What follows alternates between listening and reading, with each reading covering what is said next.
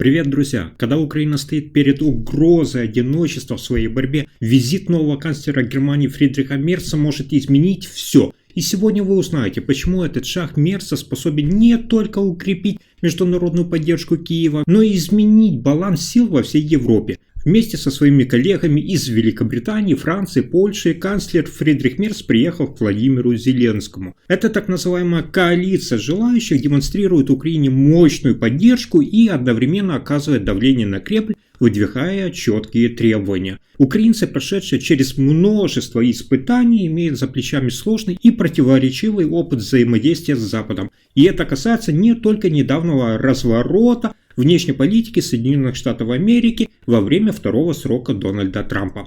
Еще с 2014 года, когда международное сообщество слабо реагировало, украинцам стало ясно: в самый трудный момент они могут остаться в одиночестве. Как бы жестко это ни звучало, такая реальность стала частью национального опыта. Тем не менее, поездка канцлера Мерца, предпринятая всего через несколько дней после его непростого вступления в должность, рассматривается в Украине как мощный и обнадеживающий сигнал. Хочу отметить, что Мерц еще до этого, начиная с масштабного вторжения России в феврале 2022 года, уже неоднократно посещал страну, которая переживала страшную войну. Но на этот раз он прибывает не один. В его делегации это президент Франции Эммануэль Макрон, премьер-министр Великобритании Кир Стармер и премьер-министр Польши Дональд Туск. Все они вместе с Владимиром Зеленским принимают участие в саммите так называемой коалиции желающих, которая укрепляет международную политику Украины в критический момент. На фоне этих событий украинцы особенно остро ощущают разницу по сравнению с предыдущим канцлером Олафом Шольцем. При нем, несмотря на многочисленные сложности и противоречия, немецко-украинские отношения достигли исторического пика. В 2023 году Шольц и Зеленский даже перешли внимание на неформальное обращение на «ты», факт, который говорит о высоком уровне личного доверия. Однако риторика Шольца, политика из социал-демократической партии Германии, оставалась крайне сдержанной. И кроме того, он лишь дважды посетил Украину с начала полномасштабного нападения. Для сравнения скажу, что, например, бывшая министр иностранных дел Германии Анна-Лена Бербок, напротив, приезжала в страну целых 9 раз, демонстрируя более активную позицию. С другой стороны, Кремль продолжает инсценировать кратковременные режимы прекращения огня. С тех пор, как Дональд Трамп вновь стал президентом Соединенных Штатов Америки, он предпринимает попытки, пока безуспешные, добиться прекращения огня в российско-украинской войне. При этом хочу обратить ваше внимание, что Дональд Трамп оказывает куда большее давление именно на более слабую сторону конфликта, то есть Украину, чем Россию. На сегодняшний день Киев уже давно выразил готовность согласиться на 30-дневное полное и безусловное прекращение огня, но Москва, как прежде, выдвигает неприемлемые условия. Только вчера пресс-секретарь Кремля Дмитрий Песков вновь повторил, что Россия в принципе готова. Однако есть, цитата, множество нюансов, которые нельзя игнорировать.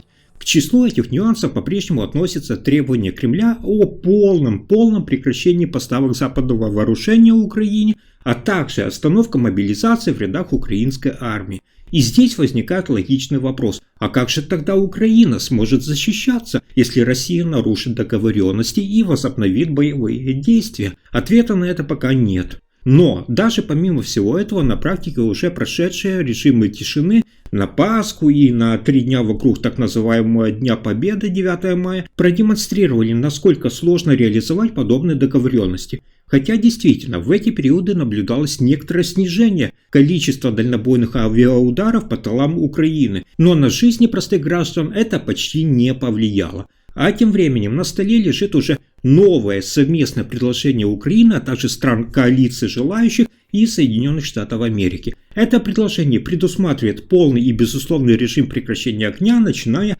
внимание, с 12 мая. При этом контроль над соблюдением соглашения должна взять на себя американская сторона. По информации из дипломатических источников, именно об этом в последние дни Фридрих Мерц вел телефонные переговоры с Дональдом Трампом как в частном порядке, так и уже из Киева. Если же Россия отвергнет это предложение, то на нее могут быть наложены новые санкции, что может значительно изменить политический ландшафт в ближайшие недели. Канцлер Германии Фридрих Мерц делает ставку на стратегическую многозначность. И на первый взгляд такая позиция может показаться туманной, но именно в этой неоднозначности скрывается его расчет – держать оппонентов в напряжении, не раскрывая всех карт сразу.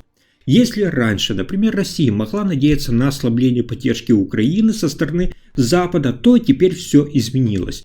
То, что Украина и ключевые западные государства смогли согласовать конкретное предложение, во многом связано с тем, что в Германии теперь есть канцлер, готовый к жесткой позиции по отношению к России. Однако поверить в то, что Россия действительно согласится на это предложение и не ограничится классическим дипломатическим ответом в стиле «да, но», крайне сложно. Москва по-прежнему не сталкивалась с рядом санкций, которые теоретически могли бы нанести ей серьезный ущерб. И даже несмотря на уверенные заявления Пескова о том, что Россия привыкла к санкциям и научилась минимизировать их последствия, реальность остается другой. С украинской точки зрения можно отметить один положительный шаг. Во время визита в Киев канцлер Мерц заявил следующее, цитата: «Под моим руководством обсуждение поставок оружия, калибров и систем вооружения будет выведено из публичного пространства». Однако в этой ситуации определенную негативную роль сыграла инициированная Фридрихом Мерцем дискуссия вокруг поставок крылатых ракет «Таурус». Правда, по другой причине. Украине необходимы эти ракеты, чтобы наносить более точные и эффективные удары по российской военной инфраструктуре, но необходимо понимать, что даже если Украина получит ограниченное количество «Таурус», это вряд ли приведет к кардинальному перелому на фронте. Как вы сами понимаете, несколько таких ракет не волшебная палочка. Главное внимание сейчас сосредоточено именно на наращивании производства артиллерийских боеприпасов, а также тяжелой бронированной техники, такой как танки и БМП. Именно это направление остается приоритетом номер один. А все разговоры и споры по поводу отдельных систем вооружения, будь то ракеты «Таурус» или другие, лишь отвлекают внимание от сути происходящего. Но есть и момент, который может быть воспринят Украиной весьма положительно. Все указывает на то, что личные отношения, так называемая химия между канцлером Фридрихом Мерцем и Владимиром Зеленским складывается значительно теплее и конструктивнее, чем отношения между Зеленским и канцлером Олафом Шольцем. Это стало заметно, особенно во время прощания в Мариинском дворце в Киеве, где обычно, вы знаете, принимают иностранных высокопоставленных гостей. Там Мерц заверил своего украинского коллегу, цитата: «Вы всегда можете мне позвонить».